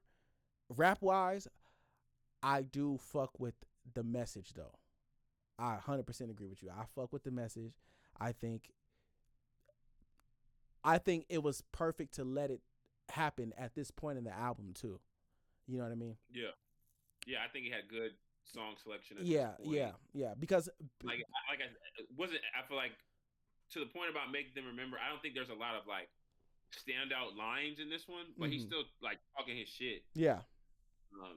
And I feel like you said, the message kind of hammers home. Mm-hmm. And I fuck with just him and Conductor. I think him and Conductor should have like a whole like just an album of joints. Yeah. If they come out, hopefully. No, 100%. Yeah, no. Firm Friends is another song that grew on me, only because like I said, I listened to it a couple times, and it made the album make so much more sense as you listen to it.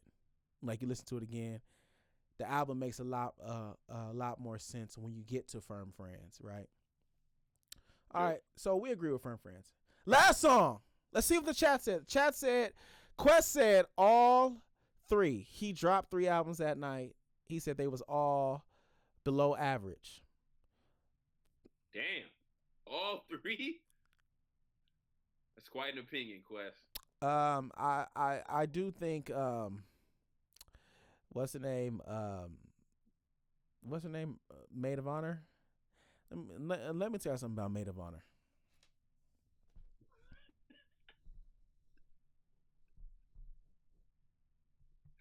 Hey, Maid of Honor is like, listen.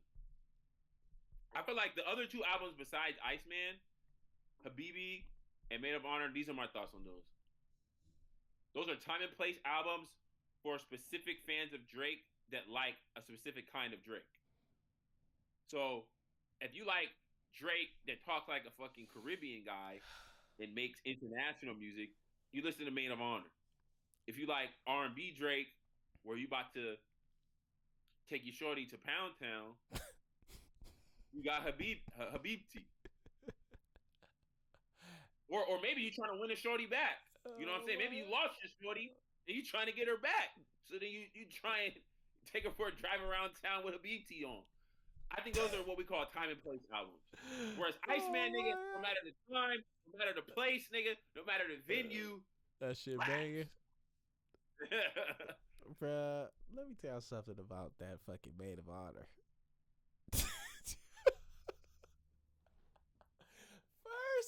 First 2 songs, bro. I said, come on, man. Come on, brother. I mean, yeah. Come on, brother. I like road trips, actually. No, y'all niggas nasty. There's no way. I said, bro, turn this shit off. Granted, I listened to it, man. I don't even got a grade for it. I just listen. I said, you know what? I'm gonna act like this never happened. I actually do have a grade for Habibti, and that will come next week or maybe. Alex said, in comparison to his previous albums, these are all mid. Comparing it to Drake's previous albums, you know they mid when even the future feature song is mid. 100%. Make Them Remember, I actually liked. Yeah, we agree. Make Them Remember is that shit. We agree. Run to Atlanta is meh. It's meh. All right. Yeah, I mean, I agree. I do think Run to Atlanta. I don't think that poisons the whole album though. Yeah, I really don't. I got you. And I don't like filler tracks, right? So like, granted, it's so successful now. I don't think you can call it like a filler track. But at the time, the first time I heard it, I was like, this is a filler. There's no way. But whatever, it's fine. All right, last song, Make Them Know. I don't really have notes for Make Them Know. You know, it's an outro song. I never really like, you know, add the outro to my rating often. It's fine. I just got it's fine. I like the flow on this one. I like the flow. The dunna the dunna the dun. The dunna the dunna the dun. I tried. Yeah, until the R switch place with the I. Yeah. Like I said, all the make them songs are fine. Like they're all good. They're all really good songs. And I really like the outro of the outro. That freeze the world, Iceman, you so freeze the world. I feel like that should have been his own little song. I like the outro of the outro. That shit is hard. Yeah. Yeah, he didn't miss with the outro or the intro. You know what I mean? And it's so crazy because that's where I felt like if the album was shorter, right? And you had Make Them Cry, Make Them Know, you know, as the intro to outro song. The album was 13 songs. This might have been his best album since Nothing Was the Same. Real talk. But I feel like because this album came with so much content, you have to absorb all of the content. Yeah. I feel like the people who are just listening to the audio versions of the albums are not getting the full picture. Some people will say, well, I shouldn't have to listen to your music video or watch your music videos. But sometimes you do, though. But like, that's why artists make videos. Yeah. Like, they're not making the videos just for shits and giggles. Like, the videos add context, they add layers, they add more depth to the song. And I think because he was working on the rollout, you know, I don't know if you watched any of the Iceman episodes that he would stream like on Twitch and shit. Come on, man. But like, bro, like he was telling like a little mini story with a lot of the videos that released with Iceman. I see. So I think anybody who actually has a genuine desire to enjoy the album, then you'll watch the music video. So it's 18 videos? It's probably like at least 10 or 11. That's crazy. I'm gonna have to watch that on the plane. Okay, download. They're on Apple Music. I think a lot of them are on Apple Music. All of them are on YouTube. Oh, yeah. Some might. I'm looking right now because I have it up on my phone. The Plot Twist music videos on Apple Music. Okay. Don't Worry is on Apple Music. Okay. Dust is a really good music video. Hey, Dust that shit, boy. My nigga Don is over there whipping that shit, and Shane Gillis is in it. That shit hard. Hey, Dust is that shit, boy. He's on the table. Oh yeah, so I think all the ones that he has on YouTube are on Apple Music. Okay, perfect. All right, I might dabble in it. All right, so gonna tally up our score here. Shh. I'm gonna count mine. Well, I'm not doing a numerical based judgment rating. I'm not like just because he got these many songs right. This is what the score. Nah, that's how we do it. That's how we do it. Nah, that's how we do it. No, that's how we do it. Not math, bro. Yes, it is. Yes, it is. Yes, it is. No, yes, it is. It's a science. It's a science. All right. So what do you? That's your method. I have my own method. All right. What do you get an album in? What do you give the album? The album. Drum roll, please. For telling a story, giving me bars, and addressing the shit that he wanted to address. 8.5 out of 10. 8.5 out of 10 is crazy. 8.5 out of 10, bro. 8.5 out of 10, bro. So got slappers on there, a good intro, outro. This is why you need radio joint with very good rap. Alex said you lie so well, you make a good lawyer. That's what he said. 8.5 out of 10. Yes. Wow. All right. Shh. 1, 2, 3, 4, 5, 6, 7, 8, 9, 10. I got 10 out of 18 songs. You want to do the math for me? Nigga. You want to do the Bro, math? that's not the music works, You, bro. you want to do the math for me? I'm a lawyer. That's why I don't do math. Nigga. All right, let's see. Let's do the math. I got 10 out of 18 songs. Let me see my calculator. Chat, you want to do the math for me? Chat. Alex, I know you're a science whiz. Tell us what 10 out of 18 the percentage that is. I can't spell calculator. That's a 6, I think.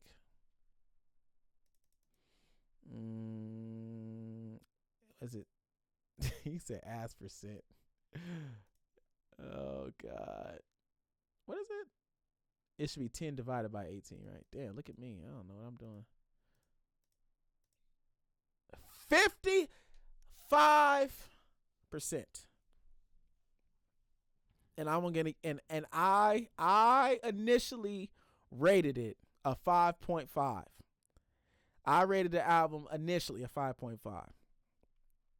And what a coincidence. And with adding plot twists, it is now a 6. Right? Hey, listen.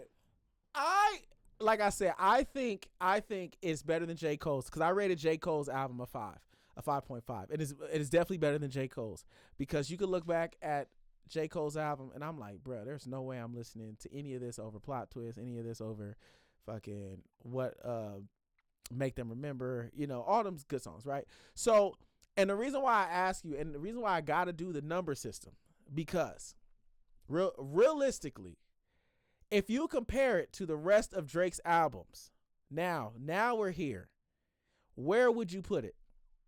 Now we're here. Okay. Where would you put it? Hold on, let me look up Drake's albums in full. Same thing. In full. In full. And granted, even like So Far Gone, I actually heard all these songs, but So Far Gone didn't hit me like the rest of Drake's albums did. Okay, so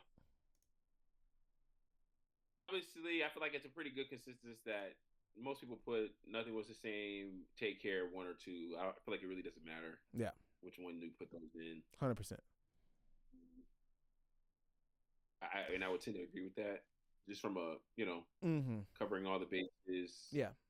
Yeah, like liberty, yeah, we can agree. It's not better than Take Care. Nothing Was the Same. That's fine.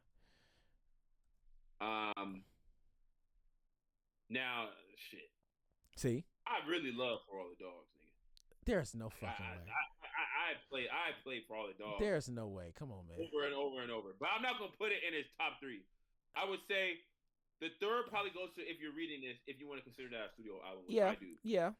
Even though it was released like as a mixtape, I consider that as like a studio album. Yeah, no, granted. Go ahead. I'm sorry. Go ahead. So I'll have your If You're Reading This at 3. Mm-hmm. For me, Scorpion goes 4. Mm-hmm. I really love Scorpion, the rap side of Scorpion. Mob Ties, nigga. Yeah. Yeah. No, niggas. I got you. Yeah. And then Emotionless, God's Plan. I'm upset. Yeah. It starts getting sticky because we have Thank Me Later's here, which I think was a good secondary album. And Views, which I really fuck with. Mm-hmm. Bottom line, do I think Iceman Croc's the top 10 of Drake's best album? I mean, the top 5 of Drake's best albums? No. See? Do I think it crossed your top 10? Yes. There we go. And like I said, the 6 out of 10 is not. But we're talking about overall, because to talk about Drake, even though we're talking about him as a rapper, he is an artist. Yes. And he's a multifaceted artist at that. Yes. So if you're just ranking the albums overall, Iceman doesn't crack the top 5. Yes. But if we just go bars, if we talk about the songs where he's barring niggas up, I got you. It's easily in the top 5. I got you. But because Drake is not just a barring them up type of artist, then I have to acknowledge the albums where he's melodic Drake, where he's singing Drake, And I love those versions of Drake too. But there's not a lot of that on Iceman, obviously, because it was dedicated to be rap, and he put the melodic shit on a totally different project. You know, I will agree. I will agree. This album, in the grand scheme of things, is a top. I'm gonna go as far as top 3 rap, because I don't think niggas, like, in all my notes. I didn't even get to reiterate this. In all of my notes, it's about how good of a rapper Drake is on this album. The rapping is phenomenal. It's levels. It's levels to it. Like I said, I can't rap. I think there's only 30 rappers in the world that's better than me, right? And Drake is here, nigga, in the moon, in the moon. Everybody else, I think I could, like everybody else, I can think that I could fuck with. Right. It's like, yo, one of my favorite artists is Kanye West, and Kanye has openly admitted he does Drake not is write. written for multiple of his songs, my nigga. Yeah, like, you know, you got that clip of Maul, the Roy and Maul podcast, where he was like, nigga, your Lord and Savior, Kanye West, had to get it from him. No, 100%. I mean, if you think that Drake is really not writing, nigga, ask Kanye, who most people fuck with entirely. And even all the allegations, I could care less. I don't care. I don't care how many ghostwriters. It don't matter. We all know that music is a collaborative process. There's not one artist out there who can say, I've never had nobody ever help me with none of my songs in any aspect whatsoever. And that's why. And if there's an artist out there that is like that, that's why they ask. That's why they ask. That's exactly why they ask. Because nobody else is helping them. That's exactly why they ask. Right? So I will say, I got it as a 6 out of 10. I didn't start rating albums till recently, so I can't even tell you where I got the rest of the album set. But I do, like you said, Take Care is 1. Nothing Was the Same. Those can go 1 and 2, whatever. I do got If You're Reading This as his best rap album until this. That nigga was barring niggas up. Yeah. I think If You're Reading This is crazy. If you think about You're Reading This, bro, he gave us Legend. Yeah. Energy. Yeah. 10 bands. Yeah, 10 bands. Know Yourself. Yeah. Bro, telling the first 5 songs. Yeah. Nigga, what? Yeah. There's literally no 6 God. 5 songs. Yeah. Crazy. Wednesday Night Interlude. Used To. 6 Man. Yeah. You and the 6. Yeah. I Need Some Company. Yeah. So yeah. If You're Reading This is great. Views, I actually don't really have Views as one of my favorite albums at all. I think Views is cool. I think Views has some cuts for sure. But when I look back at Views, I don't love any of these songs anymore. Keep the Family Close is cool. You With Me, Feel No Ways is cool. Bitch, I'm Done in the Hype. Yeah, that's Hype is cool. Redemption is great. Faithful. I hated Controller. I hated One Dance. I hated Grammys. I hated Child's Play was fine. Pop Style was cool. Fire and Desire was cool. And Hotline Bling was fucking Hotline Bling.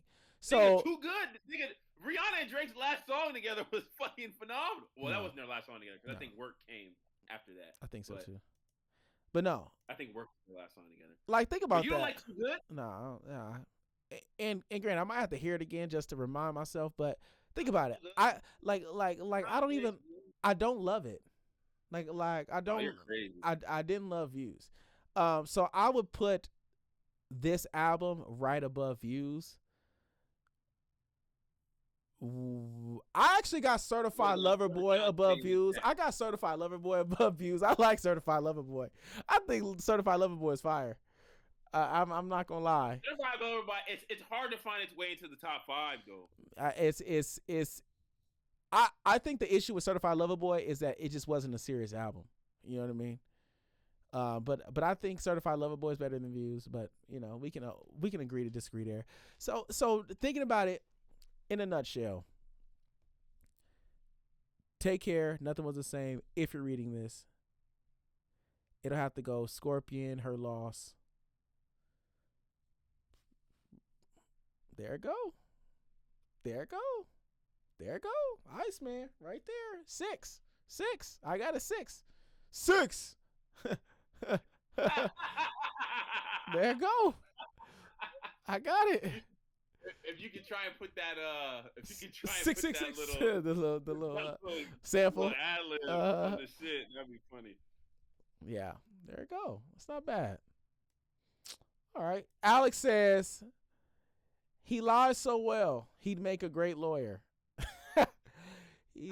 He says as percentage from the field from this album, which is 50. I mean, what you gonna do? Oh, Alex gifted me. You're my top gifter. Elko is one of the 30 rappers that's better than me. I'll rap Elko right now, nigga. Tell that nigga pop up on the stream. Alex.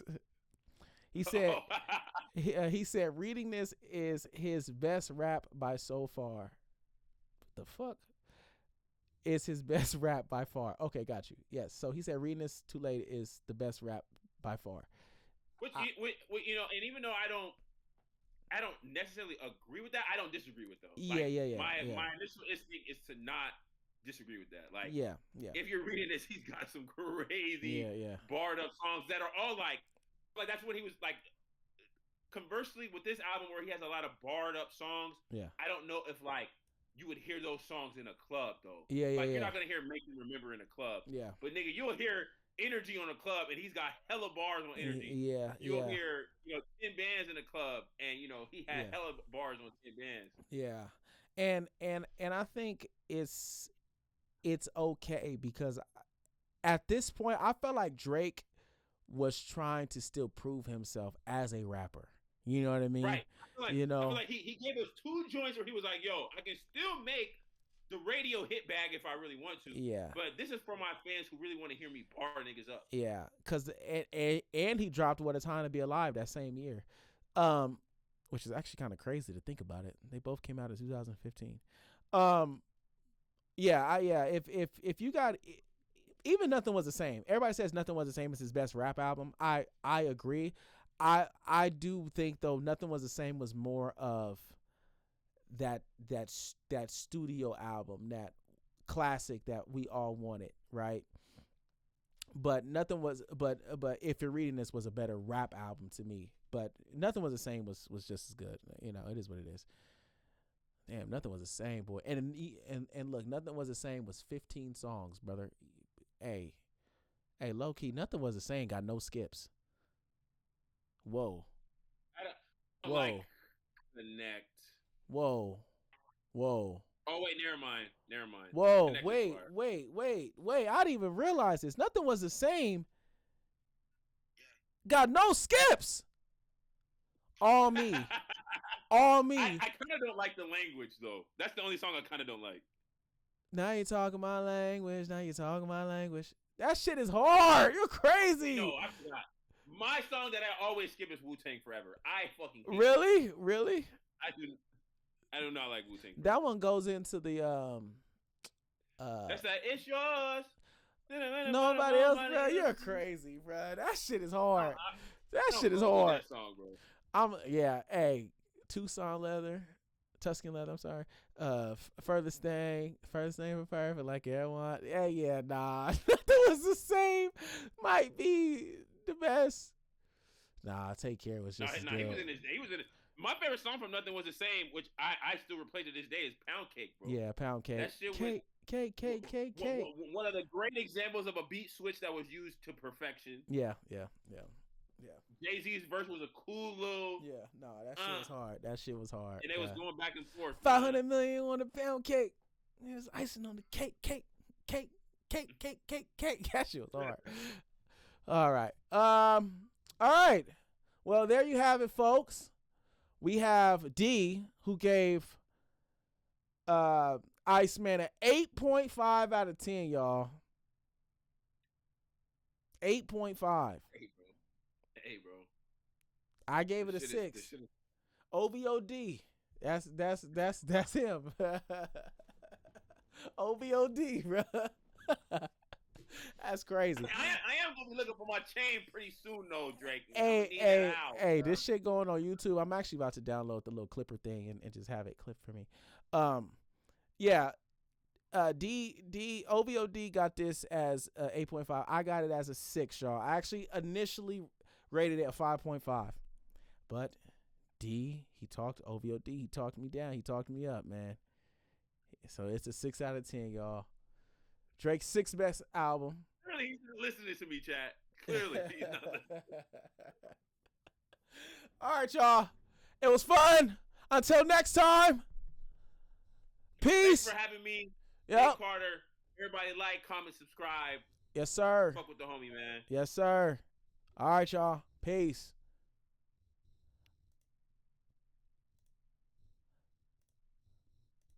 Here's the icing on the cake. Cake, cake, cake, cake, cake.